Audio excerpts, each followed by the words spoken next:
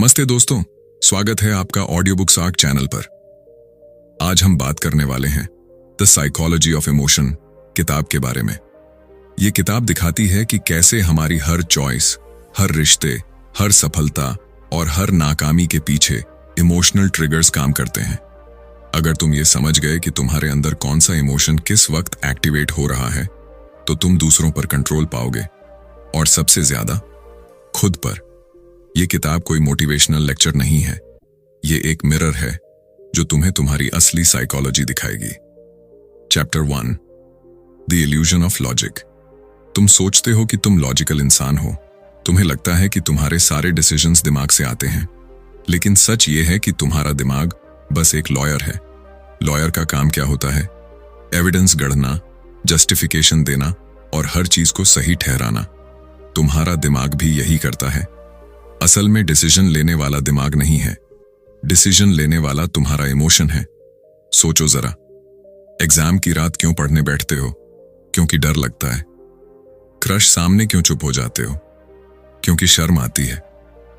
Insult मिलने पर क्यों गुस्से में चिल्ला देते हो? क्योंकि ईगो जलती है। यहां कहीं लॉजिक था क्या? लॉजिक बाद में आया ताकि तुम्हें लगे कि तुमने सही किया। तुम लड़ाई कर बैठे, फिर दिमाग जस्टिफिकेशन देगा, उसने पहले प्रोवोक किया था।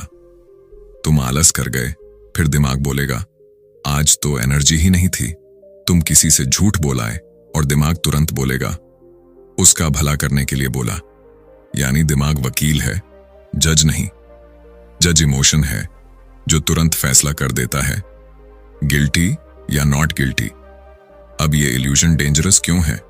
क्योंकि तुम्हें लगता है कि तुम लॉजिकल सोचते हो, तुम्हें लगता है कि तुम अपने फैसले कंट्रोल करते हो, लेकिन असल में तुम पपेट हो और डोर पकड़कर बैठा है तुम्हारा इमोशन। तुम्हारा लॉजिक बस डेकोरेशन है ताकि तुम्हें गिल्ट ना लगे। एग्जाम्पल देखो, एक आदमी दुकान पर जाता है, वो घड़ी खरीदना चाहता है लेकिन महंगी है। इमोशन कहता है ये घड़ी ले ले, पहनकर तू स्मार्ट लगेगा, लोग इंप्रेस होंगे। डिसीजन वहीं हो गया। अब लॉजिक एक्टिवेट होता है, अच्छी क्वालिटी है, सालों चलेगी, इन्वेस्टमेंट है। लेकिन सच, वो घड़ी ईगो ने खरीदी, क्वालिटी का तो बाद में एक्सक्यूज बना। रिलेशनशिप में भी यही होता है। तुम किसी इंसान को पसंद करने लगते हो, क्यों? बिकॉज तुम्हें उसके साथ अच्छा फील होता है। बस डिसीजन हो गया। अब लॉजिक बोलेगा वो बहुत केयरिंग है, इंटेलिजेंट है, मेरे लिए परफेक्ट है। लेकिन अगर कल वही इंसान तुम्हें इग्नोर कर दे, तो वही दिमाग बोलेगा वो एरोगेंट है, मेरे लायक नहीं। मतलब लॉजिक बदलता है, इमोशन नहीं। प्रॉब्लम यह है कि सोसाइटी तुम्हें सिखाती है सोच समझकर डिसीजन लो, लेकिन तुम्हारे सारे डिसीजंस पहले ही हो चुके होते हैं, सोच समझकर नहीं। तुम बस उन्हें एक्सप्लेन करते हो, इसलिए बार बार गलतियां रिपीट होती हैं। तुम्हें लगता है तुम प्लान बना रहे हो, लेकिन असल में तुम इमोशन ड्रिवन पैटर्न रिपीट कर रहे हो। अब सवाल उठता है, इसका सॉल्यूशन क्या है? क्या इंसान इमोशन फ्री हो सकता है? नहीं, इंसान मशीन नहीं है, लेकिन इंसान अवेयर हो सकता है। अवेयरनेस का मतलब है जब भी कोई डिसीजन लो, खुद से पूछो ये चॉइस मैंने सच में लॉजिक से ली है या इमोशन ने पहले से फैसला कर लिया है। जैसे अगर तुम बिजनेस शुरू करना चाहते हो, तो खुद से पूछो क्या सच में यह बिजनेस काम करेगा या मैं बस जल्दी अमीर दिखना चाहता हूं? अगर तुम जिम ज्वाइन कर रहे हो, तो पूछो क्या सच में मैं हेल्थ इंप्रूव करना चाहता हूं या बस बॉडी दिखाकर दूसरों को इंप्रेस करना चाहता हूं? ये सवाल तुम्हें अनकंफर्टेबल करेंगे, क्योंकि सच ये है कि तुम्हारे 80% डिसीजंस दूसरों को दिखाने के लिए होते हैं, खुद के लिए नहीं। तुम्हें जॉब चाहिए, क्यों?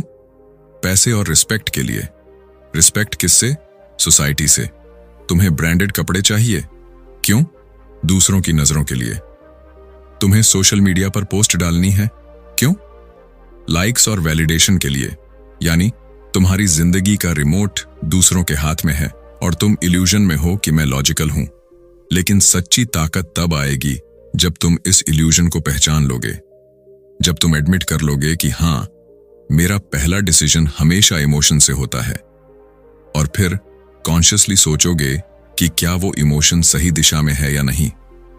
इमोशन तुम्हें फायर देता है, लॉजिक तुम्हें उस फायर का रास्ता दिखा सकता है, लेकिन अगर फायर ही गलत दिशा में है तो लॉजिक सिर्फ तुम्हें तेजी से बर्बादी की तरफ ले जाएगा। तो लेसन सिंपल है, तुम्हारा दिमाग सर्वेंट है, मास्टर नहीं। मास्टर है तुम्हारा इमोशन। और जब तक तुम ये मानते रहोगे कि तुम प्योर लॉजिकल इंसान हो, तब तक तुम अपने ही इल्यूजन्स के गुलाम रहोगे। Chapter 2, the slave of emotions. ज्यादातर लोग अपनी जिंदगी में किसी न किसी इमोशन के गुलाम हैं। किसी को गुस्सा कंट्रोल करता है, किसी को डर, किसी को प्यार। तुम सोचते हो कि तुम अपने इमोशंस को कंट्रोल करते हो। हकीकत यह है कि तुम्हारा पूरा कैरेक्टर, तुम्हारी पूरी पर्सनैलिटी तुम्हारे इमोशंस की कैद में पड़ी है। सोचो जरा, कितने लोग सिर्फ गुस्से के एक पल में अपना घर, अपना रिश्ता, अपनी इज्जत तक बर्बाद कर देते हैं। कितने लोग डर की वजह से बड़े बड़े मौके हाथ से निकल जाने देते हैं, और कितने लोग मोह में इतने फंस जाते हैं कि सालों तक एक ही जगह अटके रहते हैं, मूव ऑन नहीं कर पाते। लेकिन फिर भी हर कोई प्राउडली कहता है, मैं स्ट्रांग हूं। स्ट्रांग? रियली? अगर तुम्हारी स्ट्रेंथ इतनी फ्रेजाइल है कि एक व्हाट्सएप का ब्लू टिक तुम्हारी नींद उड़ा देता है, तो तुम स्ट्रांग नहीं, स्लेव हो। अगर तुम्हारी स्ट्रेंथ इतनी कमजोर है कि किसी की इग्नोर करने भर से तुम्हारी सेल्फ वर्थ गिर जाती है, तो तुम स्ट्रांग नहीं, वीक हो। और अगर तुम्हारी स्ट्रेंथ इतनी शैलो है कि तुम्हें वैलिडेशन चाहिए दुनिया से, तो तुम स्ट्रांग नहीं, बस एडिक्टेड हो दूसरों की अप्रूवल के। प्रॉब्लम यह है कि तुम इमोशंस को आइडेंटिटी समझ बैठे हो। गुस्सा आया तो कहते हो, मैं ऐसा ही हूं। डर लगा तो कहते हो, मैं ज्यादा रिस्क नहीं लेता। प्यार में पड़े तो कहते हो, यही मेरी जिंदगी है। लेकिन सच ये है कि तुमने खुद को कभी क्वेश्चन ही नहीं किया। तुम्हारे सारे डिसीजंस, तुम्हारी पूरी थिंकिंग, तुम्हारे एक्शंस सब इमोशंस के गुलामी में लॉक्ड हैं। एक छोटा सा एग्जाम्पल, मान लो तुम बिजनेस शुरू करना चाहते हो, लेकिन डर कहता है अगर फेल हो गया तो बस तुम रुक जाते हो। यहां लॉजिक कहता है कि कोशिश करने से सीखोगे, बढ़ोगे, शायद सक्सीड भी हो जाओ। लेकिन तुमने किसकी सुनी? डर की। और फिर जस्टिफाई करने लगते हो, अभी सही टाइम नहीं है, पैसे कम हैं, एक्सपीरियंस चाहिए। लेकिन सच ये है कि तुम स्लेव हो उस डर के। अब रिलेशनशिप देखो, तुम जानते हो कि कोई इंसान तुम्हारे लिए सही नहीं है, लेकिन तुम मोह में पड़े हो, अटैचमेंट ने तुम्हें जकड़ रखा है। तुम कहते हो वो बदल जाएगा, सब ठीक हो जाएगा, लेकिन डीप डाउन तुम्हें पता है कि तुम खुद को बर्बाद कर रहे हो। फिर भी तुम वही गलती रिपीट करते हो, क्योंकि तुम उस मोह के गुलाम हो। गुस्सा भी यही करता है। गुस्से का गुलाम इंसान सोचता है कि वो पावरफुल है, लेकिन सच ये है कि गुस्सा उसकी वीकनेस का प्रूफ है। पावरफुल इंसान वो है जो खुद पर कंट्रोल रख सके। लेकिन ज्यादातर लोग गुस्से के एक स्पार्क से फट पड़ते हैं और बाद में पछताते हैं, लेकिन तब तक डैमेज हो चुका होता है। इमोशंस इंसान को ड्राइव जरूर करते हैं, लेकिन प्रॉब्लम तब शुरू होती है जब इंसान खुद को ड्राइवर समझता है, जबकि स्टीयरिंग इमोशंस के हाथ में है। इमेजिन करो, कार चल रही है, तुम पीछे बैठे हो, इमोशंस ड्राइवर हैं। गुस्सा एक्सेलरेट करता है, डर ब्रेक लगाता है और मोह स्टीयरिंग घुमा देता है। तुम सोचते हो कि डेस्टिनेशन तुमने चुना है, लेकिन असल में तो तुम पैसेंजर हो। अब सवाल यह है, क्या इमोशंस बुरे हैं? नहीं, इमोशंस जरूरी हैं, लेकिन गुलामी किसी की भी जर होती है। तुम्हें इमोशंस को समझना है, कंट्रोल करना है, यूज करना है, ना कि उनका स्लेव बनना है। स्ट्रांग इंसान वो नहीं है जिसे इमोशंस ना आते हों। स्ट्रांग इंसान वो है जिसे इमोशंस आते हैं, लेकिन फिर भी वो उनके गुलाम नहीं बनता। फियर आता है, लेकिन वो एक्शन लेता है। गुस्सा आता है, लेकिन वो रिस्पॉन्ड करता है, रिएक्ट नहीं। प्यार होता है, लेकिन वो खुद की आइडेंटिटी खोता नहीं। तुम्हें एक सिंपल टेस्ट दूं, नेक्स्ट टाइम जब तुम्हें कोई ट्रिगर करे, इंसल्ट कर दे, इग्नोर कर दे या गुस्सा दिला दे, तो तुरंत रिएक्ट मत करना। बस 5 सेकंड रुक जाना और खुद से पूछना, क्या मैं इस इमोशन का स्लेव बनने वाला हूं? अगर तुम रुक गए तो तुम मास्टर हो। अगर रिएक्ट कर बैठे तो फिर से वही गुलामी रिपीट हो गई।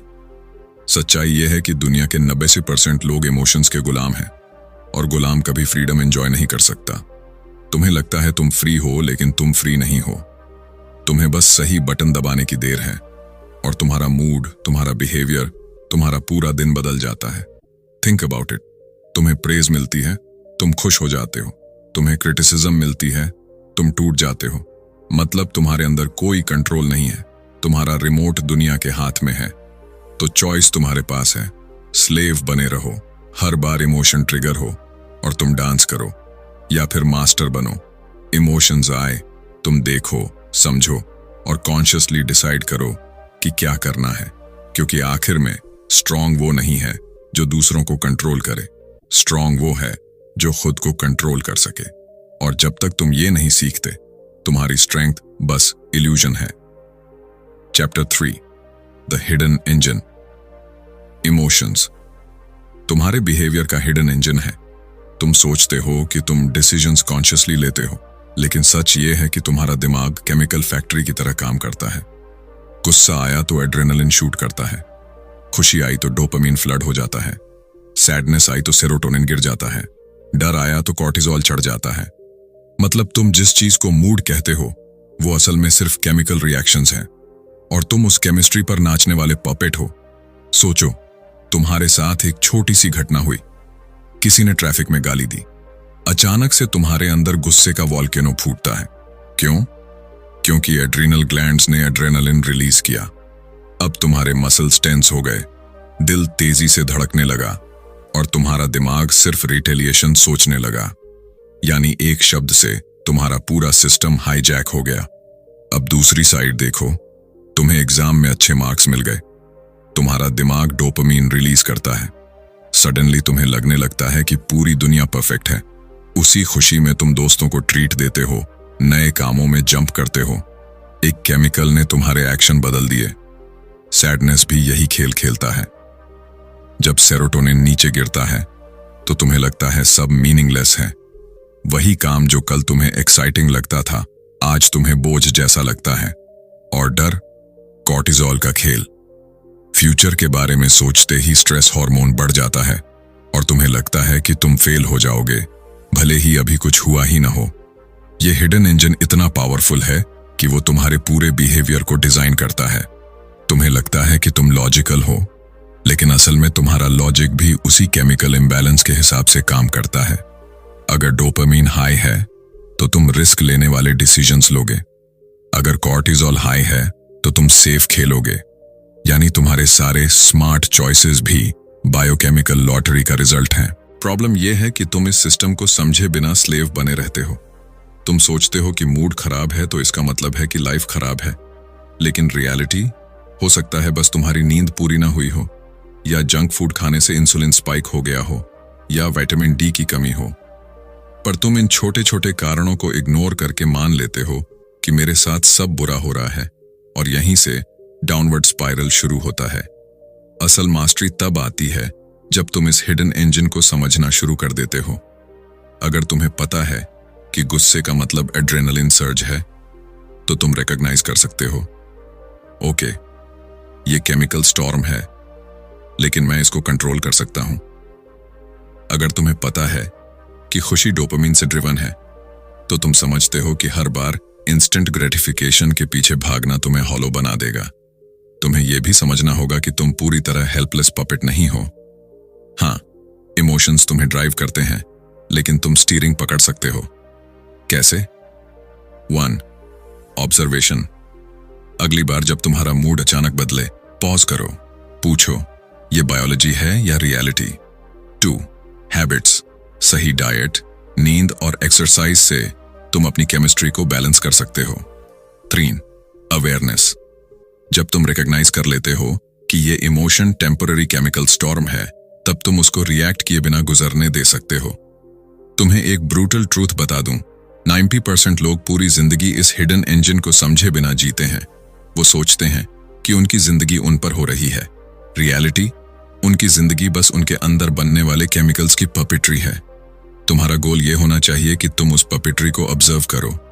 जैसे ही तुम रिकॉग्नाइज करने लगोगे कि तुम्हारा गुस्सा एड्रेनलिन है, तुम्हारी एंजाइटी कॉर्टिजोल है, तुम्हारी खुशी डोपामीन है, तुम फ्री होने लगोगे। क्योंकि जब तक तुम ये सोचते रहोगे कि ये मैं हूं, तब तक तुम स्लेव रहोगे। लेकिन जिस दिन तुम समझ गए कि ये बस केमिस्ट्री है, उस दिन से तुम मास्टर बन जाओगे। तो याद रखो, इमोशंस तुम्हारे बिहेवियर का हिडन इंजन है। वो तुम्हें चलाते हैं, वो तुम्हें गिराते हैं, और अगर तुमने इन्हें समझ लिया तो वही तुम्हें उठाते भी हैं। क्वेश्चन ये नहीं है कि इमोशंस तुम्हें कंट्रोल कर रहे हैं या नहीं।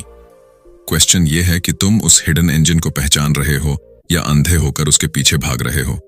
क्योंकि जो आदमी इस सिस्टम को डिकोड कर लेता है वो सिर्फ अपनी जिंदगी नहीं, पूरी दुनिया चला सकता है।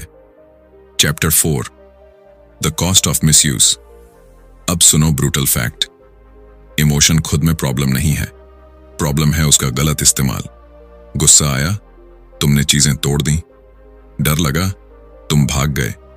सैडनेस आई, तुमने खुद को बंद कर लिया, यानी एनर्जी वेस्ट।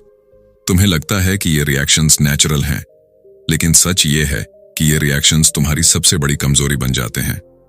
इमोशन एक रॉ एनर्जी है। गुस्सा फ्यूल है, डर अलार्म सिस्टम है, सैडनेस इंट्रोस्पेक्शन का मौका है। लेकिन तुम इनको टूल की तरह इस्तेमाल करने के बजाय नाली में बहा देते हो। सोचो, गुस्सा, अगर तुमने उस गुस्से को तोड़ फोड़ में लगा दिया तो तुमने एनर्जी बर्बाद कर दी। किसी को चोट पहुंची, चीजें टूटी और आखिर में गिल्ट बचा। लेकिन अगर वही गुस्सा तुमने वर्कआउट में, बिजनेस हसल में या किसी इनजस्टिस को खत्म करने में लगाया तो वही गुस्सा तुम्हारी ताकत बन जाता। एनर्जी वेस्ट नहीं, एनर्जी वेपन। डर भी ऐसा ही है। डर का असली मकसद तुम्हें अलर्ट करना है, डेंजर आने से पहले तुम्हें रेडी करना है। लेकिन तुम क्या करते हो? डर लगते ही भाग जाते हो, अपॉर्चुनिटीज खो देते हो, रिस्क अवॉइड करते करते मीडियोक्रिटी में फंस जाते हो।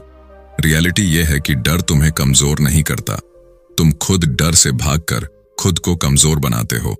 अगर डर को सिग्नल मानकर तैयारी कर लो तो वही डर तुम्हें शार्पन कर देगा।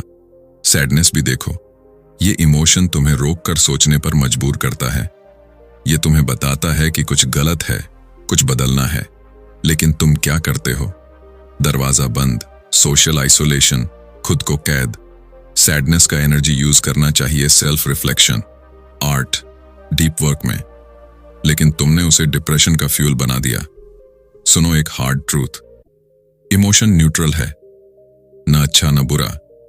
अच्छा बुरा सिर्फ इस बात पर डिपेंड करता है कि तुम उस इमोशन के साथ क्या करते हो। इलेक्ट्रिसिटी को देखो, अगर तुम उसे सही चैनल में लगाओ तो रोशनी देगा, मशीनें चलाएगा। गलत इस्तेमाल करोगे तो शॉक मारेगा, जान भी ले लेगा। इमोशन भी वही है, प्योर एनर्जी।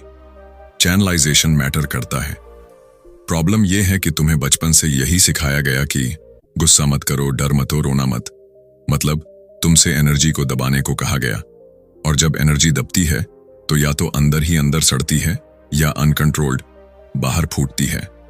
दोनों हालत में नुकसान तुम्हारा है। सोचो, कितनी बार तुमने खुद से कहा होगा, काश मैंने गुस्से में वो बात ना बोली होती, काश डर कर मैंने वो चांस ना छोड़ा होता, काश सैडनेस में मैंने खुद को अलग थलग ना किया होता। यानी तुम जानते हो कि कॉस्ट बहुत भारी है, गलत यूज की कॉस्ट। गुस्सा गलत इस्तेमाल हुआ तो रिश्ते टूटे, डर गलत इस्तेमाल हुआ तो सपने टूटे, सैडनेस गलत इस्तेमाल हुई तो तुम अंदर से टूटे। अब सवाल यह है, क्या सॉल्यूशन है? सिंपल, रिलेशनशिप बदलो। इमोशन को एनिमी मत समझो, उसे रॉ पावर समझो। गुस्सा आया, पूछो, मैं इस एनर्जी को कहां इन्वेस्ट कर सकता हूं? डर आया, पूछो, यह सिग्नल मुझे किस चीज के लिए प्रिपेयर कर रहा है? सैडनेस आई, पूछो, यह मुझे क्या रिफ्लेक्ट करने पर मजबूर कर रही है? जैसे ही तुम ये पर्सपेक्टिव शिफ्ट करोगे, तुम इमोशंस के मालिक बन जाओगे।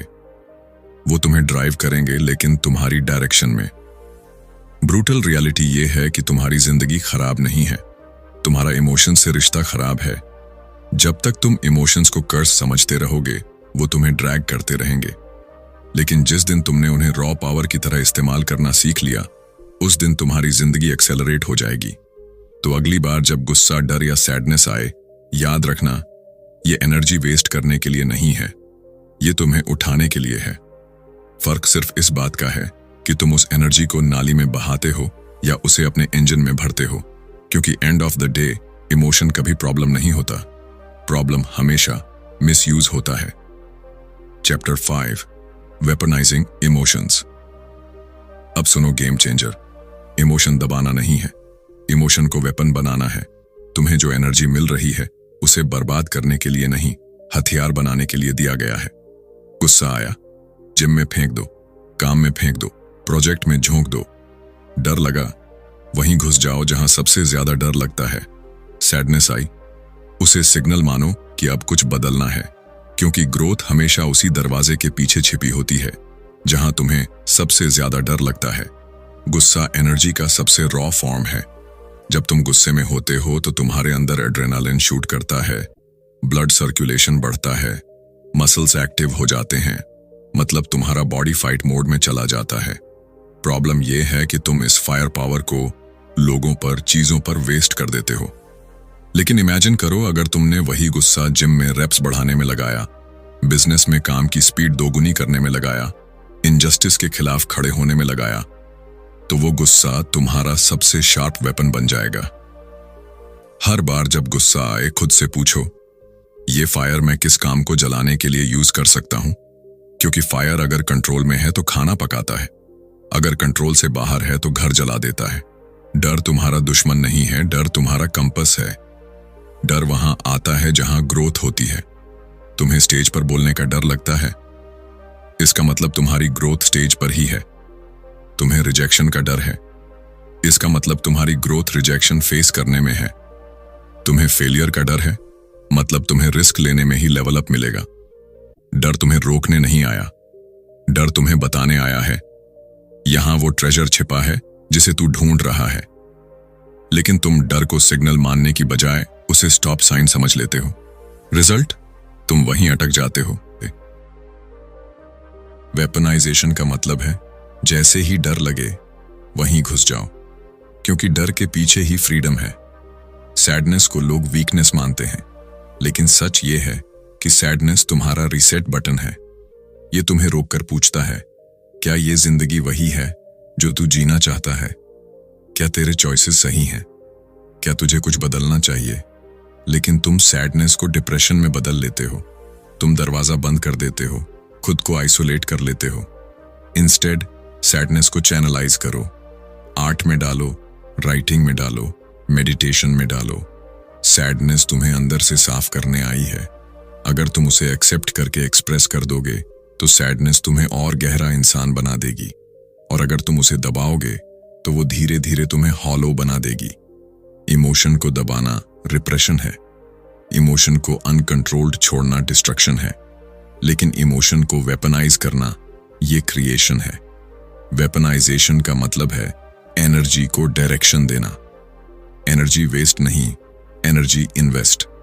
जैसे पानी अगर नाली में बहा तो यूजलेस, लेकिन टरबाइन में गया तो बिजली बन गई। तुम्हें हर बार अपने आप से यह सवाल पूछना है, ये एनर्जी मुझे तोड़ रही है या बना रही है? अगर तोड़ रही है, डायरेक्शन बदलो। अगर बना रही है, और फ्यूल डालो। Practical weaponisation framework. 1. पॉज करो, इमोशन ट्रिगर हुआ, तुरंत रिएक्ट मत करो। 10 सेकंड का पॉज। 2. लेबल करो, गुस्सा है, डर है या सैडनेस है, पहचानो। 3. रीडायरेक्ट करो, उस एनर्जी को किसी कंस्ट्रक्टिव काम में डाल दो। गुस्सा, physical work, tough task, hustle. डर, action in the same direction. Sadness, self reflection, creativity, habit change. चोर, रिपीट करो। हर बार ये साइकिल फॉलो करने से ब्रेन रिवायर होगा। धीरे धीरे तुम्हारा सबकॉन्शियस सीख जाएगा कि इमोशन वेस्ट नहीं करना, उसे वेपन बनाना है। तुम सोचते हो कि सक्सेसफुल लोग बिना इमोशन के होते हैं? गलत। सक्सेसफुल लोग अपने इमोशंस को अपने लिए काम करवाते हैं। माइकल जॉर्डन ने अपने गुस्से को गेम में वेपन बनाया। एंटरप्रेन्योर्स ने अपने डर को रिस्क लेने का फ्यूल बनाया। आर्टिस्ट्स ने अपनी सैडनेस को मास्टरपीसेस में बदला। तुम्हारे पास भी वही फायर है, वही डर है, वही सैडनेस है। प्रॉब्लम यह है कि तुमने उसे नाली में बहा दिया है और फिर कहते हो मुझे मौका नहीं मिला। सच ये है कि तुम्हारे पास मौका था, तुम्हें सिर्फ वेपन बनाना नहीं आया। इमोशन तुम्हारा सबसे खतरनाक दुश्मन भी है और सबसे पावरफुल हथियार भी। ये डिपेंड करता है कि तुम उसे कंट्रोल करते हो या वो तुम्हें। तो अगली बार जब इमोशन ट्रिगर हो तो याद रखना, ये सिग्नल है, ये फ्यूल है, ये वेपन है। गुस्सा, काम में झोंक दो। डर, वहीं एक्शन लो। सैडनेस, बदलाव का रीसेट मानो, क्योंकि ग्रोथ हमेशा उसी दरवाजे के पीछे है जहां तुम्हें डर लगता है, और जीत हमेशा उसी के हिस्से में आती है जिसने अपने इमोशंस को वेपन बना लिया है। Chapter 6, the mirror of life. जिंदगी कोई रैंडम एक्सीडेंट नहीं है। ये तुम्हारे अंदर चल रहे इमोशंस का सीधा सीधा रिफ्लेक्शन है। मतलब, बाहर जो दुनिया तुम्हें दिख रही है वो तुम्हारे अंदर की बार बार दोहराई जाने वाली फीलिंग्स का मिरर इमेज है। सोचो, अगर तुम हमेशा इनसिक्योर फील करते हो तो तुम्हारी दुनिया भी तुम्हें इनसिक्योर ही दिखेगी। लोगों के जेस्चर्स में भी तुम्हें रिजेक्शन दिखेगा, हर बातचीत में तुम्हें इंसल्ट महसूस होगी, और धीरे धीरे तुम्हारा दिमाग मान लेगा, हाँ, मैं ही इनफ नहीं हूं। लेकिन अगर तुम्हारे अंदर कॉन्फिडेंस का पैटर्न रिपीट होता है तो बाहर की दुनिया भी तुम्हें कॉन्फिडेंट लगेगी। तुम्हें लोग सपोर्ट करते दिखेंगे, चांसेस दिखेंगे, ग्रोथ दिखेगी, क्योंकि असल में बाहर कुछ बदला नहीं, सिर्फ तुम्हारा इनर स्टेट बदल गया। ये वैसे ही है जैसे किसी ने नीली ऐनक पहन रखी हो। तुम दुनिया देखोगे तो हर चीज नीली लगेगी। अब तुम गुस्सा करो, ब्लेम करो या दुनिया पर चिल्लाओ कि ये सब नीला क्यों है, लेकिन असल में दुनिया नीली नहीं, तुम्हारी ऐनक नीली है। ठीक यही तुम्हारी इमोशंस के साथ होता है। तुम सोचते हो बाहर का सिस्टम, लोग या लक रिस्पॉन्सिबल हैं, लेकिन सच्चाई ये है कि तुम्हारे अंदर का इमोशनल पैटर्न बाहर रिफ्लेक्ट हो रहा है। तुम बार बार वही इमोशन महसूस करते हो और वही तुम्हारी रियलिटी बन जाती है। देखो, जिंदगी मिरर है। तुम उसमें गुस्से वाला चेहरा बनाओगे तो मिरर भी गुस्सा ही दिखाएगा, लेकिन अगर तुम मुस्कुराओगे तो सामने से भी मुस्कुराहट ही लौटेगी। बाहर की दुनिया तुम्हें वही दिखाती है जो तुम अंदर बार बार फील करते हो। प्रॉब्लम यह है कि लोग बाहर बदलने की कोशिश करते हैं। वो सोचते हैं, अगर पैसा आ जाए तो मैं खुश हो जाऊंगा, अगर लोग रिस्पेक्ट दें तो मैं कॉन्फिडेंट फील करूंगा, अगर कोई मुझे प्यार करे तो मैं सिक्योर फील करूंगा। लेकिन असल इक्वेशन उल्टी है। पहले तुम वो इमोशन अंदर क्रिएट करते हो, फिर बाहर उसकी रिफ्लेक्शन दिखती है। इसलिए इनसिक्योर इंसान को लाख कॉम्प्लीमेंट्स मिल जाएं, फिर भी वो इनसिक्योर ही रहेगा, क्योंकि उसकी इनर प्रोग्रामिंग इनसिक्योरिटी की है। और कॉन्फिडेंट इंसान को इंसल्ट भी मिल जाए तो भी उसका सेल्फ इमेज इंटैक्ट रहेगा। मिरर रूल सिंपल है, इनसाइड आउटसाइड। तुम्हारे इमोशंस ही तुम्हारी रियलिटी का 3D प्रिंट है। अब सवाल यह है, क्या तुम अपनी जिंदगी को कॉन्शियसली स्कल्प्ट कर रहे हो, या बस अपने पुराने इमोशंस रिपीट करके वही पुराना 3D प्रिंट निकाल रहे हो? चेंज बाहर से नहीं आएगा। चेंज तब आएगा जब तुम अपने अंदर की ऐनक बदलोगे। इनसिक्योरिटी की जगह ट्रस्ट, फियर की जगह करेज, रिजेंटमेंट की जगह ग्रेटिट्यूड। जैसे ही तुम अंदर पैटर्न बदलते हो, दुनिया भी नया रिफ्लेक्शन दिखाने लगती है, क्योंकि मिरर के पास अपना कोई पावर नहीं। मिरर तो वही लौट आएगा जो तुम उसके सामने रखोगे। तो अगली बार जब तुम अपनी जिंदगी को देखो और कंप्लेन करने का मन करे तो बाहर ब्लेम मत करो, मिरर मत तोड़ो। बस ये पूछो, मैं अंदर क्या बार बार फील कर रहा हूं जो बाहर बार बार रिपीट हो रहा है? जैसे ही तुम ये समझ लेते हो, तुम्हारे पास पावर आ जाती है। पावर अपनी इनर फ्रीक्वेंसी बदलने की, पावर अपनी जिंदगी का रिफ्लेक्शन बदलने की। और वही पल तुम्हें समझाता है कि लाइफ कभी तुम्हारे अगेंस्ट नहीं थी, वो तो बस तुम्हारा मिरर थी।